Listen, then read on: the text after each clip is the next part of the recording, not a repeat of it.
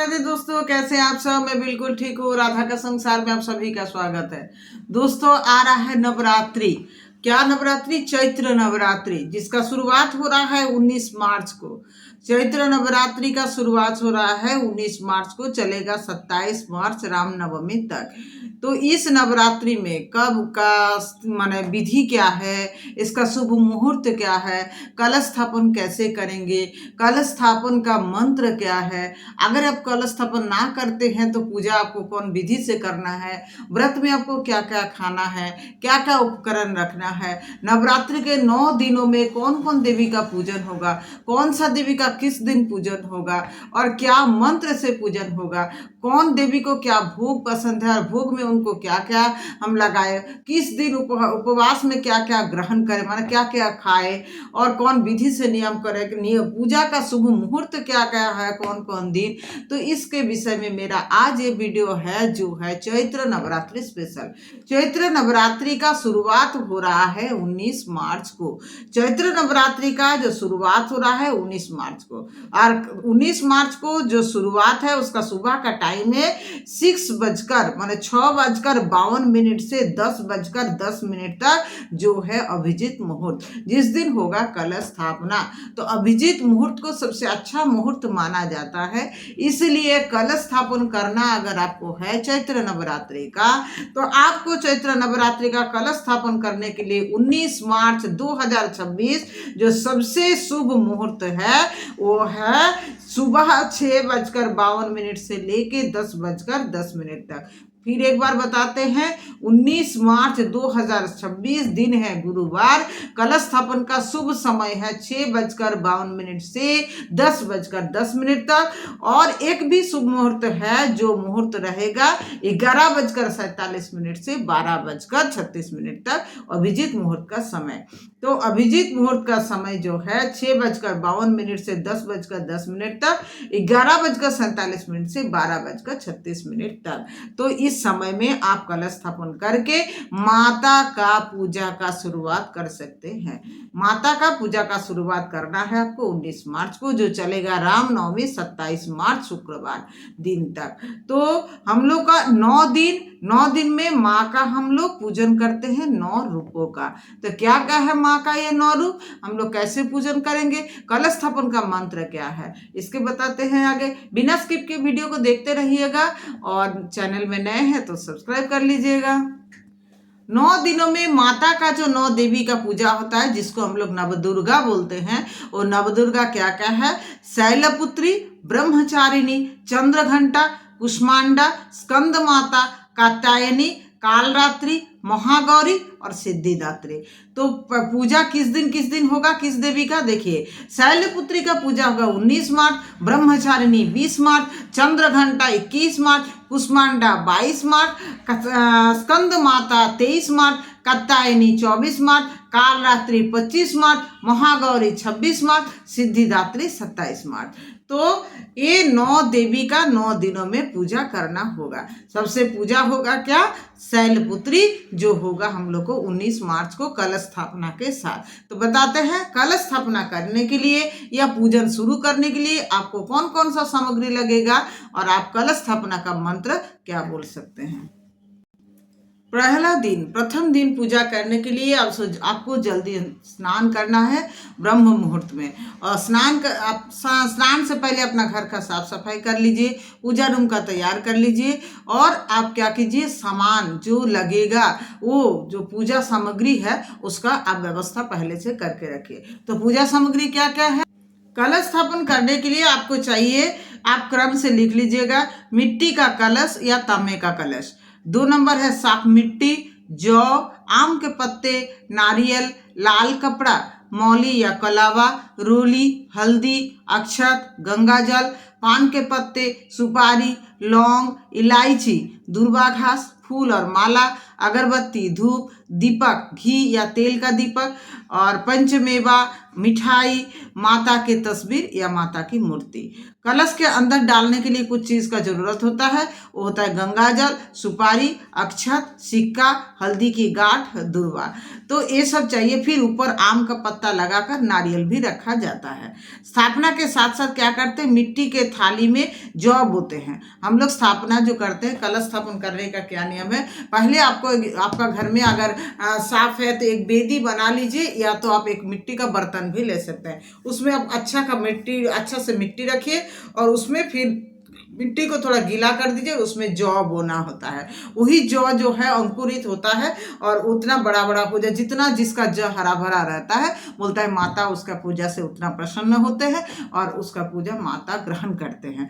तो इसीलिए मिट्टी का जौ बहुत बोना जरूरी है। इसका हर एक नियम का अलग अलग जो नियम है, हर एक सामग्री का अलग अलग महत्व है माता दुर्गा के पूजा में। तो माता दुर्गा का पूजा में जो जो चीज़ चाहिए, आप लोग कलम लेकर के बैठिए और फिर से लिख लीजिए। फिर से एक बार बताते हैं, मिट्टी का कलश, साफ मिट्टी जो जौ बोने के लिए चाहिए, जौ, आम के पत्ते, नारियल, लाल कपड़ा, मौली या कलावा जो बोला जाता है, रोली, कुमकुम, और होता है हल्दी, अक्षत माने चावल होता है, गंगाजल, पान के पत्ते, सुपारी, लौंग, इलायची, दुर्वा घास, फूल, माला, अगरबत्ती, धूप, दीप, घी या तेल का, और पंचमेवा मिठाई और माता की तस्वीर। गंगाजल और मिट्टी के जो कलश स्थापन करेंगे उसमें गंगाजल अवश्य चाहिए, हल्दी का गांठ चाहिए होता है, दुर्वा चाहिए होता है, तो सिक्का चाहिए होता है। सब चीज़ का व्यवस्था करके आप पहले से रखिए कि आप जब कलश स्थापन करें तो आपको कोई दिक्कत ना हो। बिना पुरोहित का भी आप अपने घर में कलश स्थापन करके दुर्गा माता का पूजन कर सकते हैं। अगर आप पुरोहित बुलाते हैं, पंडित जी बुलाते हैं, तब तो कोई आपको टेंशन करे, आप सामग्री लाइए, पुरोहित आपको विधि नियम से पूजन करा ही देते हैं। कलश स्थापन करने के लिए आपको कुछ विधि अप्लाई करना है, वो विधि हम बताते हैं। कलश स्थापन करने के लिए सबसे पहले आपको एक अच्छा सा बेदी बनाना है, और उस बेदी में क्या करना है, सबसे पहले बेदी को माने एकदम स्वच्छ करना है। या तो एक मिट्टी का बर्तन ले लीजिए, और या तो एक चौकी लीजिए, चौकी पर माता को रखिए, या आपका सिंहासन है तो सिंहासन में माता को रखिए। लाल या पीला कपड़ा बिछाइएगा सिंहासन में या चौकी में। और क्या करना है, थोड़ा सा मिट्टी लेना है, एक मिट्टी का बर्तन लेना है, मिट्टी का बर्तन रख के उसमें आप मिट्टी का बर्तन रख के उसमें जौ बोना है। तो चावल या गेहूं रख के कलश स्थापन करना होता है। तो जौ पहले बोने के लिए एक मिट्टी का बर्तन रखना है, उसमें मिट्टी रखना है और उसको थोड़ा सा गीला करके उसको जो जौ रखे उसको अच्छा से धो के साफ कर ले, उसके बाद उसको छीट दे, जौ बोने दे। आप कलश स्थापन करने के लिए आपको क्या करना है, थोड़ा सा चावल लेना है, या पंच शस्य जो मिलता है, चावल, गेहूं, जौ सब मिला के एक पंच शस्य मिलता है बाजार में, वो लाइए और उसको नीचे रख के उसके बाद उसमें कलश स्थापन कीजिए। तो कलश में क्या भरना है, स्वच्छ गंगा जल भरे, या पूरा गंगा जल आपके पास नहीं है तो पहले थोड़ा सा गंगा जल भरे, फिर नॉर्मल जल भरे, उसमें फिर चीज डाले। क्या क्या चीज़, थोड़ा सा अक्षत डालना है, थोड़ा एक सुपारी डालना है, हल्दी डालना है, फूल डालना है, एक सिक्का डालना है, और 5 आम के पत्ते रखने हैं, 5 आम के पत्ते रखना है, और उसके ऊपर नारियल रखना है। नारियल में जटा रहना जरूरी है, जटा ऊपर की तरफ रहे, नारियल ऐसे रखना है। कलश के ऊपर कुमकुम हल्दी का तिलक करना है, स्वास्तिक बनाना है, और नारियल में लाल रंग का जो होता है कपड़ा उसमें लपेटना है, लाल कलावा लपेटना है। कलश में 7 बार या 9 बार कलावा को लपेटना है, कलश में 7 बार या 9 बार कलावा को लपेटना है। उसके बाद आपको भाव करना है, ओम कलशाय नमः, ओम कलशाय नमः, ओम कलशाय नमः, ओम कलशाय नमः, ऐसे करके आप देवता को आह्वान करना है। और बाद में क्या करना है, भगवान के सामने कलश को स्थापन कर देना है, और पूजा समाप्त होने तक इस कलश को हिलाना नहीं है, उस कलश को वही रखना है। 9 दिनों तक उस कलश का पूजा करना होगा। तो ये जो कलश है, कलश क्या है, भगवान विष्णु, ब्रह्मा, सभी देवता का निवास स्थान है। कलश सभी देवता आकर के कलश में बैठते हैं और आपका पूजा को स्वीकार करते हैं, आपका पूजा ग्रहण करते हैं। भगवान विष्णु का और सभी देवी देवता का 9 दिनों तक आपका घर में निवास होता है, इसलिए कलश स्थापन करते हैं लोग। कलश स्थापन का मंत्र क्या है, कलश स्थापन का मंत्र है इस प्रकार है, कलशस्य मुखे विष्णु, कंठे रुद्र समाश्रितः, मूले तत्र स्थितो ब्रह्मा, मध्ये मातृगणा स्मृता, कुक्षतु सागरा सर्वसप्त दीपा वसुंधरा, ऋग्वेदस्थ यजुर्वेद सामवेद अर्थवर्ण, अंगश्चैव सरिता सहिता सर्वकलशतु समाश्रिता, मतलब देवी को बोला जा रहा है, हे देवी विष्णु ब्रह्मा शिव आप सभी देवी देवतागण मेरा ये पूजा जो है इसको आप ग्रहण कर लीजिए। आज आप सबको इस कलश में निवास कीजिए और 9 दिनों तक मैं जो पूजा करने वाली हूँ मेरा पूजा को आप ग्रहण कीजिएगा, मेरा पूजा को आप स्वीकार कीजिएगा। उसके बाद आता है दुर्गा मंत्र। दुर्गा मंत्र आपको जो भी पूजा पाठ मंत्र दुर्गा सप्तशती का पाठ आपको करते रहना, अध्याय टू अध्याय करेंगे तो पूरा दुर्गा सप्तशती पाठ आपका 9 दिनों में कंप्लीट हो जाएगा। और उसमें जो एक मंत्र है, सर्व मंगल मंगल्ये शिवे सर्वार्थ साधिके शरण्ये त्र्यंबके गौरी नारायणी नमस्तुते, ये मंत्र को आपको डेली बोलना है माँ को प्रणाम करने के लिए। माँ को प्रणाम करके आप जो ये कलश स्थापना करेंगे सारे विधि से। अब आपको आता है कि आप क्या खाएंगे। जो नियम है कि क्या खाएंगे, मतलब व्रत आप करेंगे तो व्रत में आपको फलाहारी करके आप व्रत कर, आप अगर पूरा एक बार नियम जो लेंगे आपको शुरू से पहले दिन से नियम लेना है। आप अगर एक बार फलाहारी का नियम लेते हैं तो पूरे दिन में एक बार फल ग्रहण कीजिएगा।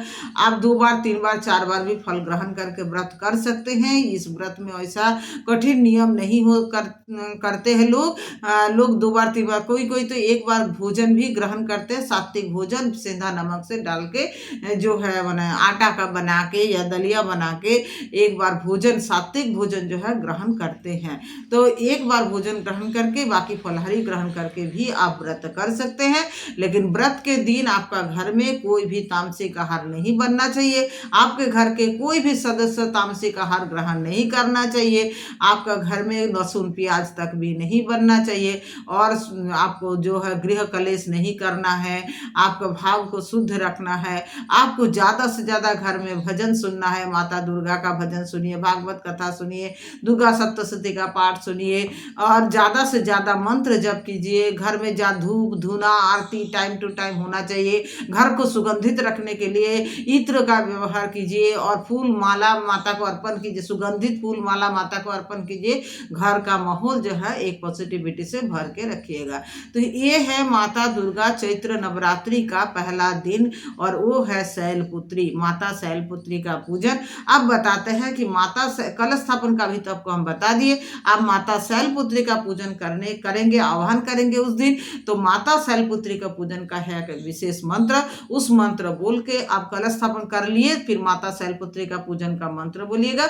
उसके बाद आप दुर्गा सप्तशती पाठ या और भी सब मंत्र बोलिएगा, नाम जप कीजिएगा। तो आपका जो प्रथम दिन का पूजन का सुबह का जो विधि नियम सब समाप्त होगा। उसके बाद शाम को फिर माँ को धूप दीप आरती संध्या समय करना है, भोग लगाना है, ऐसे करना है। अगर आप कलश स्थापन नहीं करते हैं तो कलश स्थापन का जो प्रणाली है उसको आप स्किप कर देंगे। माता का चौकी बिछा के उसमें लाल या पीला कपड़ा रख के माता का विग्रह या फोटो आप रखे और फूल फल 5 तरह का कम से कम फल होना चाहिए आप रखिए और सब नियम करके आप जो है पूजन कर सकते हैं। उसमें भी पूजन होता है। कलश स्थापन का बहुत विधि नियम है, बहुत कोई नहीं करना चाहते इसीलिए इसको स्किप भी लोग करते हैं। कोई तो माने घर में चौकी भी नहीं बिछाते हैं, शायद घर में जो आसन ठाकुर जी का है माँ का उसी आसन में माँ को सजा के करते हैं, अलग से आसन बिछा के चौकी बिछा के नहीं करते।